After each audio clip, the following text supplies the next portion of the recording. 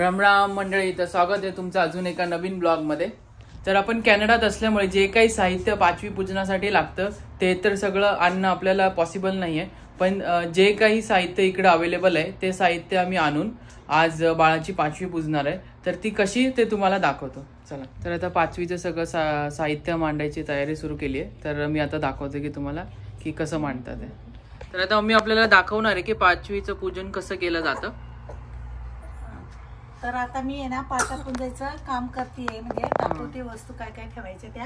आणि इथे काय आता काय जे सामान असेल इकडे तर भारतात आपलं वेगळं असतं, इंडियात वेगळे आहे। जे सामान आहे त्याप्रमाणे मी आता पाटापुंजायचं म्हणजे पाचवीचं वस्तू ठेवणार आहे। इथे पाटा ठेवलाय, तर त्याच्यावर हळदी आहे आणि इथे आपलं गूळ खोबरं, म्हणजे खोबरीची वाटी नाही पण आपलं खोबरं, सुकं खोबरं घेतलेलं आहे। फुलं वगैरे वाती आहे जी आहे ती। इकडे काही सगळी सोय नाही आहे आपली तिकडच्या सारखी, भारतासारखी, म्हणजे आहे ते ठेवते। इथे पाटी, पेन्सिल, अगरबत्ती लावली आहे। हे पाट्यावर म्हणजे हे वटीचं सामान असतं म्हणजे देवीसाठी। तर ती आता 7 वाजता आहे आणि इकडे इंडियात ते भारतात काय कोणी नाही आपल्याकडचं, म्हणून इकडे खूप म्हणजे तिकडे आपल्या भारतामध्ये खूप बायका वगैरे येत आहेत पाचवीच्या दिवशी पाटा पुंजायला वगैरे। पण आता इकडे काही सोय नाही तशी काही, त्याच्यामुळे आता आम्ही घरातलीच माणसं आहेत, मुलगी वगैरे 4 माणसं तेवढीच आहेत। आणि अगरबत्ती वगैरे करून आता म्हणजे मुलीला वगैरे हळद कुंकू लावून पाया पडून देवीच्या पाया पडून, आणि आता 7 वाजता आम्ही इकडे, आमच्याकडे कसं आहे 7 वाजताची पद्धत आहे पाचवीचं पाटा पुंजायची। आणि आता मुलीला दर्शन वगैरे, आता आमच्या भारतामध्येच म्हणजे एक शब्द आहे त्याचं, सटवाई, म्हणजे देवीसारखंच सटवाई येते आणि त्या मुलीचं म्हणजे कोणाचं मुलाचं असेल त्याचं आयुष्याचं म्हणजे हे घालून जाते, शब्द घालून जाते।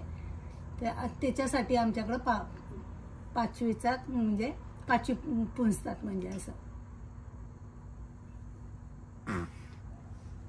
अगरबत्ती वगैरे लावून झाली आहे।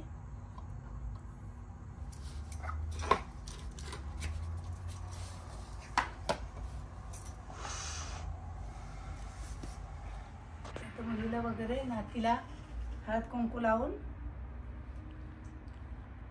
देवीच्या पाया पडायला, म्हणजे देवी म्हणजे सटवाई वगैरे असते ते देवीच्या पाया पडायला।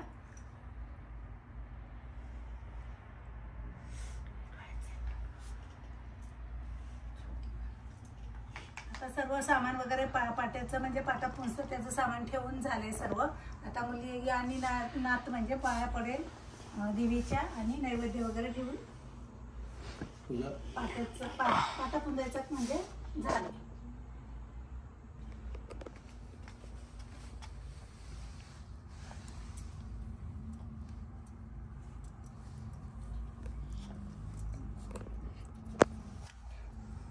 मी हा नैवेद्य पाणी पहिले फिरवायचं, नैवेद्य ठेव, थोडस फिरव, थोडस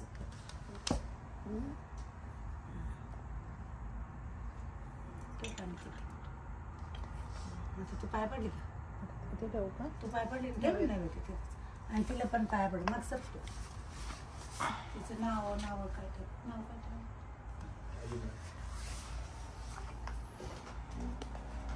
तिचे पण, तिला पण पाय पडले। ओके,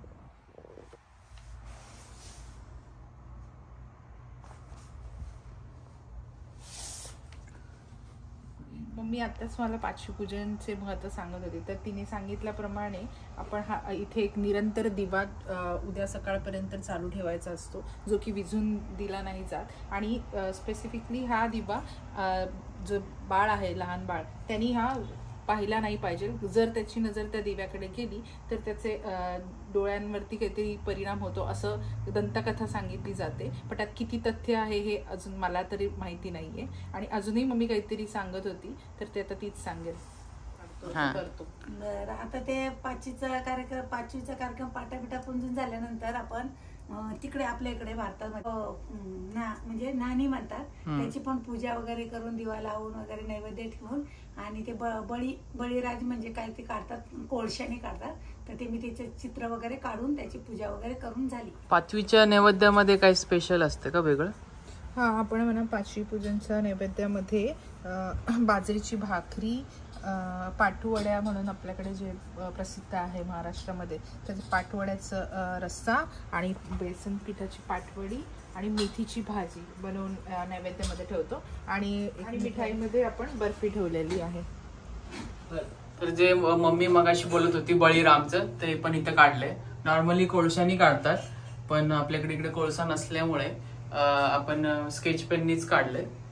आणि असं चारी साईडला वाळू ठेवतात आणि दिवा पण लावलाय आणि नैवेद्य पण ठेवलाय. तर मंडळी, भारताच्या बाहेर असताना आपल्या सगळ्या परंपरा जपण्यासाठी अशा सगळ्या गोष्टी करायला लागतात. पण तरी भावना महत्वाची असते. जे काही आपल्याकडे असतं त्या सगळ्यामधून आपण ज्या आपल्या परंपरा आहेत त्या नेहमी पुढे नेत राहायला पाहिजे. कारण आपली जी मुलं बाळं आहेत ती मागची पिढी जी आहे, नवीन पिढी जी येणार आहे, ती सगळ्या गोष्टी फॉलो करेल. आता बाहेर असल्यामुळे, कारण भारतामध्ये कसं असतं की समोर बघतात आणि सगळीकडे तेच असतं, त्यामुळे लोक आपली जी मुलं बाळं वगैरे असतात ते अडॉप्ट करतात. पण इकडे बाहेर खूप वेस्टर्न कल्चर असल्यामुळे ते अडॉप्शन थोडंसं डिफिकल्ट असतं. त्यामुळे अशा सगळ्या गोष्टी घरी करून आपल्याला त्यांना एक जाणीव करून द्यायची असते की आपण कुठून आलेलो आहे. तर आजसाठी एवढंच गाईज. हा व्हिडिओ जर तुम्हाला आवडला असेल तर नक्की लाईक करा, शेअर करा, सबस्क्राईब करा आणि कमेंट करायला विसरू नका. तोपर्यंत हेल्दी राहा, हेल्दी खा आणि मस्त राहा. Bye bye.